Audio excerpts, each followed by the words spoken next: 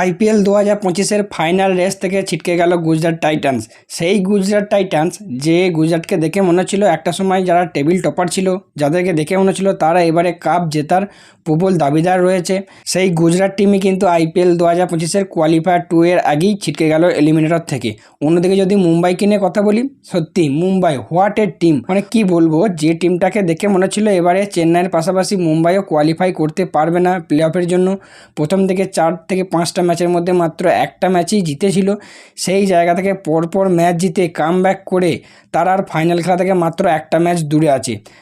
এরপর রবিবার দিন কোয়ালিফায়ার খেলতে চলেছে মুম্বাই, আজকে গুজরাটের বিরুদ্ধে জিতলো এবং পরবর্তী এরপর দিন আর কি রবিবার দিন গুজরাট ভার্সেস পাঞ্জাব হতে চলেছে কোয়ালিফায়ার 2। সেই ম্যাচ যারা জিতবে তারা আরসিবির সঙ্গে আগামী মঙ্গলবার কিন্তু ফাইনাল খেলবে। তো টিমে একটা বড় প্লেয়ার না থাকার ফল কি হতে পারে সেটা আজকে গুজরাট টিমের কাছ থেকে দেখলাম, সেটা হলো জস বাটলার। তো বাটলার চলে যাতে আজকে পুরো ম্যাচের রূপটাই পাল্টে গেছে। সেখানে আমরা ফিল্ডিংয়েই বলো বা ব্যাটিংয়েই বলো, ব্যাটিংয়ে মাত্র 20 রানেই গুজরাট এই ম্যাচটা হেরেছে।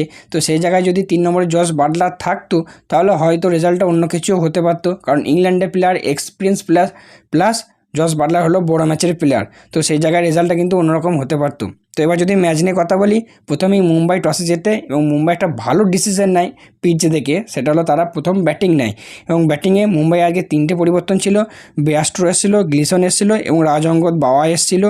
অন্যদিকে মানে উইল জ্যাক্সের পরিবর্তে রায়াল লিকেন্টনের পরিবর্তে এবং দীপক চাহার যার আর কি চোট ছিল তার পরিবর্তে কিন্তু বাওয়া এসেছিলো। তো গুজরাটেরও আজকে 2টো পরিবর্তন ছিল, সেটা হলো জস বাটলার তো নেই, অ্যাভেলেবেল নেই, তার পরিবর্তে শ্রীলঙ্কার উইকেট কিপার ব্যাটসম্যান কুশল মেন্ডিস খেলছিল এবং তার সঙ্গে ওয়াশিংটন সুন্দর খেলছিল আরশাদ খানের পরিবর্তে। তো প্রথমে যদি মুম্বাইয়ের ব্যাটিং এবং গুজরাটের বোলিংয়ের কথা বলি, মুম্বাই খুবই ভালো শুরু করেছিল। আজকে 6 ওভারে পাওয়ার প্লেতে 79 রান করেছিল, যেখানে রিকেলটন এবং রোহিত শর্মা ওপেন করতো, একটা ভালো স্টার দিত।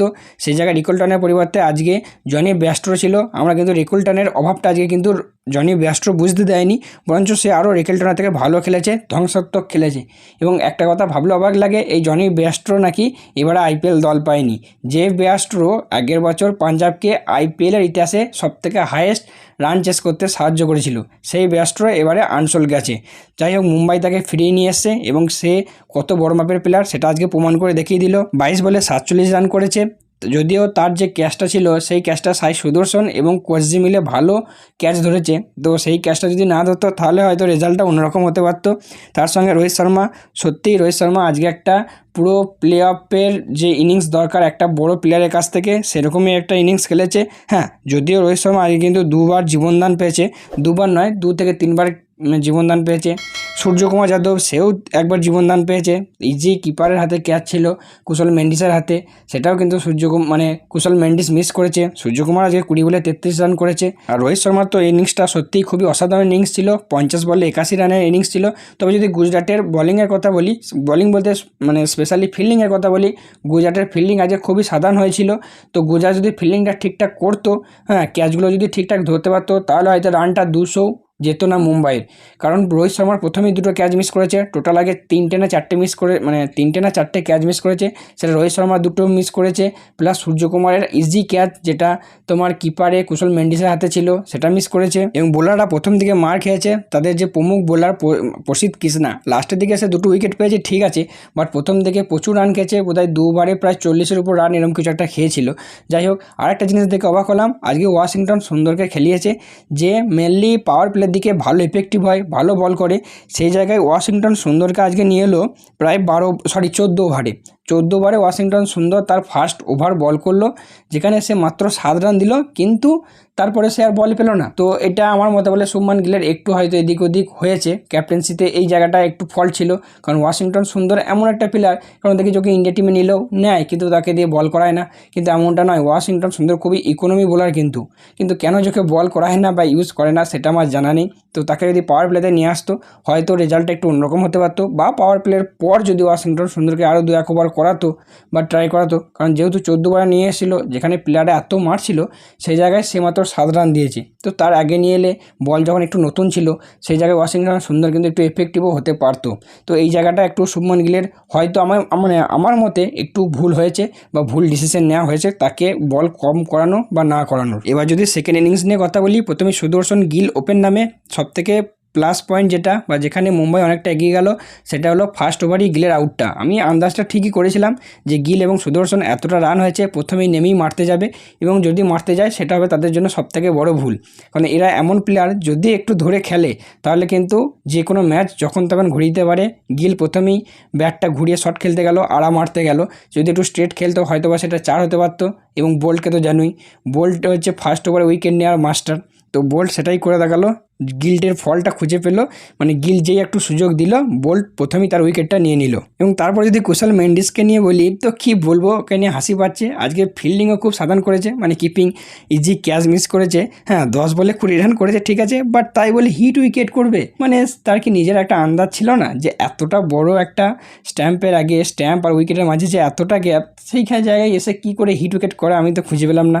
একটা প্লে অফের মতো ম্যাচ খেলছো, একটু তো সিনসিয়ারলি খেলা দরকার ছিল। সে যেখানে 4-6 মারা দরকার ছিল সেই জায়গায় গিয়ে সে মানে হিট উইকেট করে আউট হলো, যেটাকে আমরা বাংলা কথায় বলি। এবং তারপর আরও একটু অবাক হয়েছিলাম 4 নম্বরে ওয়াশিংটন সুন্দর। হ্যাঁ ওয়াশিংটন সুন্দর খুবই ভালো ইনিংস খেলেছে, খুবই ভালো। 24 বলে 48 রান করেছে, 200 স্ট্রাইক রেটের সাথে ব্যাট করেছে, সে তার যা কাজ সেটা করে দিয়ে গেছে।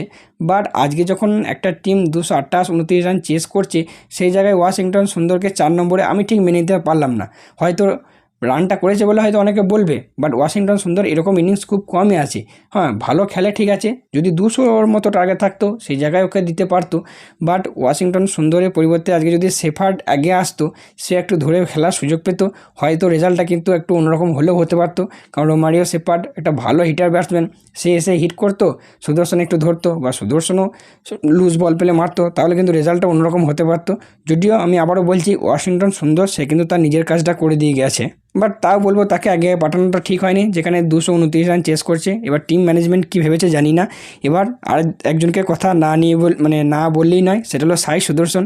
তো প্লেয়ারটাকে নিয়ে যত আলোচনা করা হয় ততই মানে কম বলা হবে। আজকেও একটা অসাধারণ ইনিংস খেলেছে, মানে আন্ডার প্রেসার এত রান চেস করতে নেমে 49 বলে 80 রানের। হ্যাঁ সে হয়তো শেষ করতে পারেনি ম্যাচটা, বাট সে কিন্তু জেতার রাস্তা পুরোপুরি তৈরি করে দিয়ে গেছিলো গুজরাটের জন্য। এবং তার একটা মানে আজকের ইনিংসের সবথেকে ইন্টারেস্টিং ব্যাপার হলো এটাই, এত রান যে চেস করছে কোনো তাড়াহুড়ো করেনি। এবং সবথেকে বড় ব্যাপার সে পুরো কভার ড্রাইভ খেলেছে, মানে পুরো গ্রাউন্ডেড শট খেলেছে, প্লাস প্রতি ওভারে 1-2 করে 4 মেরেছে। রান রেট যে বিশাল কিছু হাই হতে দিয়েছে তাও দেয়নি, অথচ কোনো রকম কোনো রিস্ক শট খেলেনি। এটাই হচ্ছে সবথেকে ইমপ্রেসিভ ব্যাপার এবং তার হচ্ছে সবথেকে ভালো দিক যেটা আমার মতে। তো সাই সুদর্শনের জন্য খারাপ লাগছে, সে যে ম্যাচটা জেতার মতো পরিস্থিতি তৈরি করে দিয়ে গেল, তারপরেও টিম জিততে পারলো না। বাট কিছু করার নেই। আরেকজন যাকে নিয়ে না বলি নয় সেটা হলো জসপ্রীত বুমরা, বুমরা। তো আজকে যে মুম্বাই জিতেছে আমি বলবো তার অর্ধেক ক্রেডিট অবশ্যই বুমরার কাছে যাওয়া দরকার। তার যে 3 নম্বর ওভারটা সত্যি কি অসাধারণ ওভার ছিল, 3 নম্বর না খুব সম্ভবত 4 নম্বর। তো আজকে যাই হোক টোটাল 4 ওভার বল করেছে, 28 রান দিয়েছে আর একটা উইকেট নিয়েছে। আর সবথেকে যে বড় হাইলাইট সেটা হলো বুমরার ওই ইয়র্কারটা। সত্যি মানে ওই বুমরার ইয়র্কার একবার দেখলে মনে হয় আরও 5 বার দেখি, পুরো চোখ জোড়ানো ইয়র্কার, যেটা ওয়াশিংটন সুন্দরকে বোল্ড করলো। অন্যান্য বোলাররা নর্মালি মিডল উইকেট বা অফ স্ট্যাম্পের বাইরের দিকে মানে আউট নেয় বা ইয়র্কার লেন্থ বল করে, সেই জায়গায় বুমরা লেগ স্ট্যাম্পের উইকেটটা পুরো উড়িয়ে দিল ইয়র্কার করে। শুধু উড়িয়ে দিল না, ওয়াশিংটন সুন্দরকে পুরো শুইয়ে দিল মাটিতে, মানে ওয়াশিংটন সুন্দর কিছু খুঁজেই পায়নি যে তার সঙ্গে কি হলো। তো এই জন্যই হচ্ছে মানে বুমরাকে বলা হয় দ্য গোট। তো যাই হোক গুজরাটের মতো ক্যাম্পেন মানে এবারে আইপিএল ক্যাম্পেন এখানেই শেষ। পরবর্তীকালে মুম্বাই এবং পাঞ্জাবের পরের দিন রবিবার একটা ভালো ইন্টারেস্টিং ম্যাচ হতে চলেছে, সেখানেও কিন্তু হাড্ডাহাড্ডি লড়াই হবে দুটো টিমের মধ্যেই, তো সেই দিকেও নজর থাকবে। বাকি আজকের ভিডিওটা এতটাই, তোমাদের কেমন লেগেছে আজকের খেলা অবশ্যই কমেন্টে জানিও, কোনো পজিটিভ দিক নেগেটিভ দিক মনে হলে অবশ্যই কমেন্টে জানিও। সো চলো দেখা হচ্ছে পরবর্তী ভিডিওতে।